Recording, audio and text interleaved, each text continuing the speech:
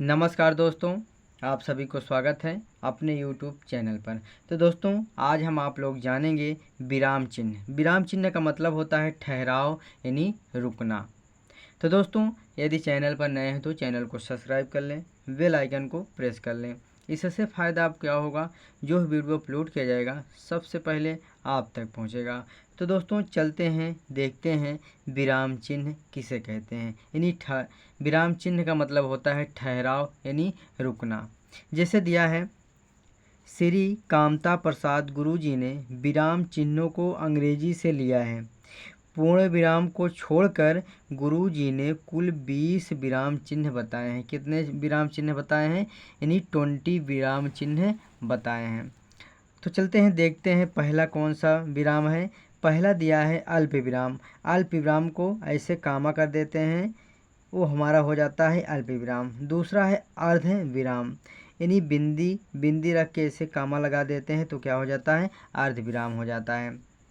अगला है तीसरा, देखते हैं। तीसरा है पूर्ण विराम। क्या है? पूर्ण विराम, यानी ऐसे एक लाइन ही देते हैं तो क्या हो जाता है? पूर्ण विराम हो जाता है। चौथा दिया है प्रश्न चिन्ह। क्या है?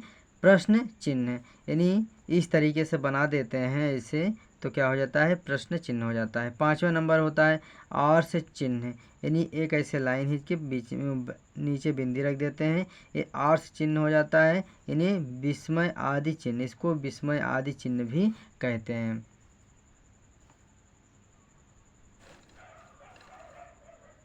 अगला है दोस्तों 6 नंबर निर्देशक चिन्ह। निर्देशक चिन्ह यानी डैश, ऐसे लाइन ही देते हैं, क्या हो जाता है? ये निर्देशक चिन्ह हो जाता है, डैश।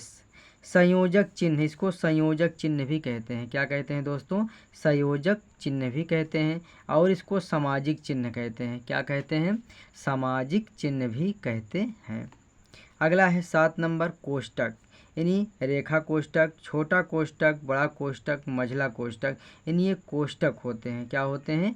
कोष्टक होते हैं।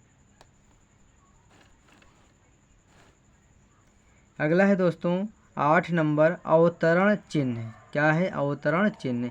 इसको एक तरफ ऐसे कर देते हैं और दूसरी तरफ ऐसे कर देते हैं, इसे अवतरण चिन्ह कहते हैं। यानी इसको उद्धरण चिन्ह कहते हैं। क्या कहते हैं? उद्धरण चिन्ह कहते हैं। नौवा है उप विराम। उप विराम का मतलब होता है अपूर्ण विराम। क्या होता है? अपूर्ण विराम, यानी ऐसे दो कामा लगा देते हैं, दो बिंदी ऐसे रख देते हैं तो क्या हो जाता है? उप विराम हो जाता है।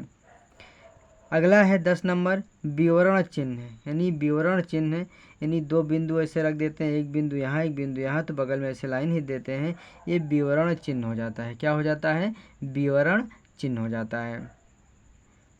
तो दोस्तों, अभी और हम देखेंगे 10 चिन्ह को और देखेंगे। तब तक यदि आप चैनल पर नए हैं तो चैनल को सब्सक्राइब कर लें, बेल आइकन को प्रेस कर लें। इससे फ़ायदा आप क्या होगा, जो भी वीडियो अपलोड किया जाएगा सबसे पहले आप तक पहुँचेगा। अगला है दोस्तों 11 नंबर, यानी पुनकंति सूचक। क्या है? पुनकंति सूचक चिन्ह, यानी इस तरीके से हम लिख कर कर देंगे तो क्या हो जाएगा? पुनकंति सूचक चिन्ह हो जाता है। क्या हो जाएगा? पुनकंति सूचक चिन्ह, यानी इस तरीके से लगा देंगे तो पुनकंति सूचक चिन्ह हो जाएगा। अगला है 12 नंबर लाघव चिन्ह, यानी जीरो ऐसे लगा देंगे, जीरो की तरह ऐसे बना देंगे तो ये लाघव चिन्ह हो जाएगा। क्या हो जाएगा? लाघव चिन्ह हो जाएगा। अगला है 13 नंबर लोप चिन्ह। ऐसे बिंदी रखकर यानी प्लस कर देते हैं तो ये क्या हो जाता है? लोप चिन्ह हो जाता है। क्या हो जाता है? लोप चिन्ह हो जाता है। अगला नंबर है यानी 14 नंबर पाद चिन्ह, यानी इस तरीके से, नहीं ऐसे हम लाइन हिट देते हैं तो क्या हो जाता है? पाद चिन्ह हो जाता है। अगला है दोस्तों 15 नंबर हंस पद चिन्ह। क्या है?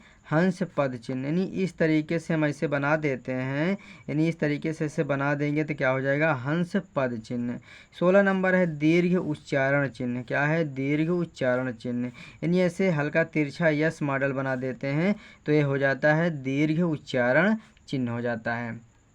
अगला है दोस्तों 17 नंबर है पाद बिंदु, यानी ऐसे एक बिंदु ऊपर कह देते हैं, एक बिंदु नीचे, और ऐसे लाइन खींच देते हैं तो क्या हो जाता है, पाद बिंदु हो जाता है। 18 नंबर है टीका सूचक। क्या है, टीका सूचक, यानी इसको स्टार ऐसे बनाते हैं, कामा प्लस कामा प्लस कामा कामा 2, ये क्या हो जाता है, टीका सूचक चिन्ह हो जाता है। अगला है दोस्तों 19 नंबर तुल्यता सूचक, यानी इक्वल, यानी बराबर ऐसे कर देते हैं तो हमारे तुल्यता सूचक चिन्ह हो जाता है। अगला है समाप्ति सूचक। क्या है, समाप्ति सूचक, यानी ऐसे लाइन ही देते हैं, 0 कामा लाइन फिर कामा फिर ऐसे लाइन ही देते हैं तो क्या हो जाता है, समाप्ति सूचक चिन्ह हो जाता है। तो दोस्तों उम्मीद करता हूँ आप लोगों को वीडियो ज़रूर अच्छा लगा होगा। शेयर, लाइक, कमेंट, सब्सक्राइब करना मत भूलिएगा। Thank you very much.